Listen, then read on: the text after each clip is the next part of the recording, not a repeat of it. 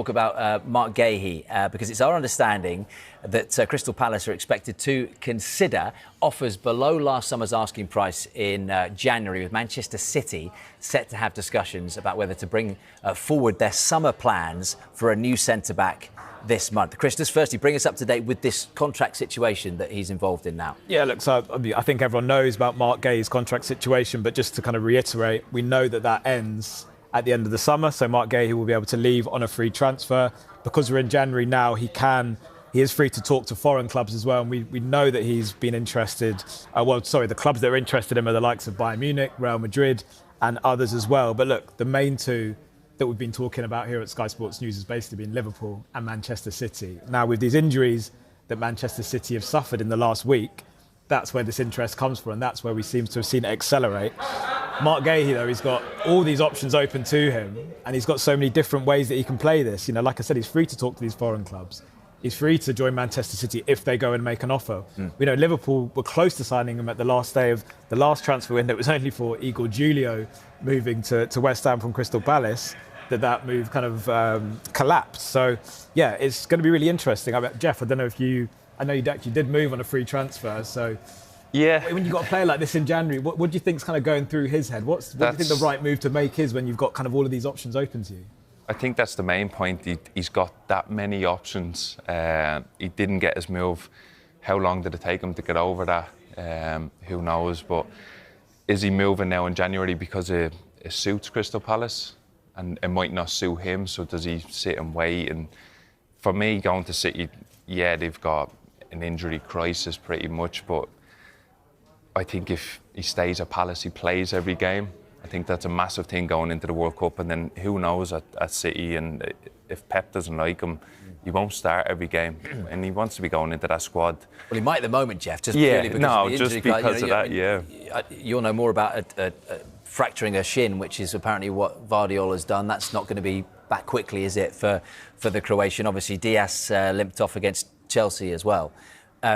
Who needs him more, do you think, though, out of Liverpool and Manchester City? Who needs him more? I would say Man City, definitely. I think he fits them a little bit more. Liverpool are coming under a lot of aerial attacks. And he probably won't want to go into a situation like that, going into City, maybe, who are, competing for titles this season a bit more than Liverpool. Probably will benefit him and it'll look a bit more.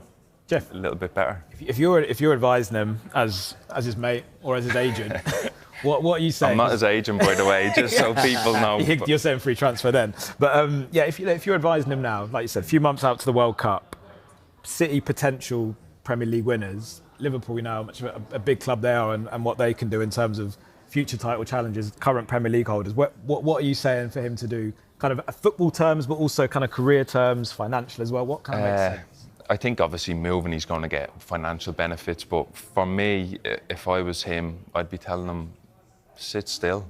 You're leading Crystal Palace, you're playing every week, you're in Europe with them. Stay there, and then your options become even bigger and better in the summer. And that's what I'd say to him, yeah. Do you see him, though, sticking around in the Premier League? Because, as Chris has said there, some of the big boys in Europe, all of the big boys, the Barcelonas, the Real Madrids, the Inter Milans, the Atletico Madrids, all interested in potentially starting conversations. And again, the second part of that question, would you then see City try to accelerate this to get ahead of them and say, do you know what, here's 30, because it's still 30 million quid, that's just plucking a number out of the sky. A fee would still be a good deal for City, for Liverpool, for a Premier League team. Of course, yeah, and because he's English, like we've all grown up, and winning the Premier League is that the main thing. But I think we're seeing it more and more now. British players going abroad and they're flourishing. They're kicking on in their careers, and for him to go to a massive club throughout Europe and maybe just having a change and getting out of the Premier League could be good for him. He might not want to go straight into a Premier League team after Palace, but I like what I'm seeing in British players going abroad and making a name for themselves in a different country. So I think he'd be crazy not to look at interest from massive clubs around. And I think Harry Kane said that he didn't understand how big Bayern were till he went there. So it could be the same with Marc as well. You find out how wanted you are, don't you, when you're going on a free? I imagine that phone rings a lot more than usual. I wish I was as wanted as him, but yeah, no, I had a couple of offers, and it is tough when, you know, you're a free agent and you're weighing up what is the best move for you, for your career and for your family. So there's a lot of factors you have to key in, but mine wasn't in January as well. I was on holiday getting to make that decision, so it made it a little bit easier being in the sun. Before we move on, from Manchester City in particular, Chris, Antoine Semenyo, we heard Androni Iraola last week in his press conference saying that he expected him to play against Tottenham as well as Arsenal. Makes sense from a City point of view to allow him to play against Arsenal. Good tactics from Pep, isn't it? When do they want him to become a Manchester City player, and how close is that to happening? I think we obviously know the clause comes to an end soon. Bournemouth have got one more game until that clause finishes. So we believe that Antoine Semenyo will play in that for Bournemouth, and then the move to City will accelerate. It's interesting, isn't it, though, because it's another player that Liverpool were looking at. So again, it's that, you know, how are Liverpool going to feel if two of their targets potentially end up moving to Manchester City by the end of the window? I don't know, I'll throw it to you again, Jeff. Semenyo, do you see that as a good fit at City? And again, if you were advising him, you know, Liverpool, Manchester City, where would you kind of see him going? Yeah, it's tough. I really like the player. I've been watching him for a while now, and I think the attributes he has, what he's doing in that Bournemouth team is brilliant, and he definitely deserves his move. It's so hard picking between City and Liverpool because they're obviously two top clubs and have dominated over the last few years here in England. But I just look at sort of Liverpool and the players they've brought in. He might be thinking there's a lot of competition there.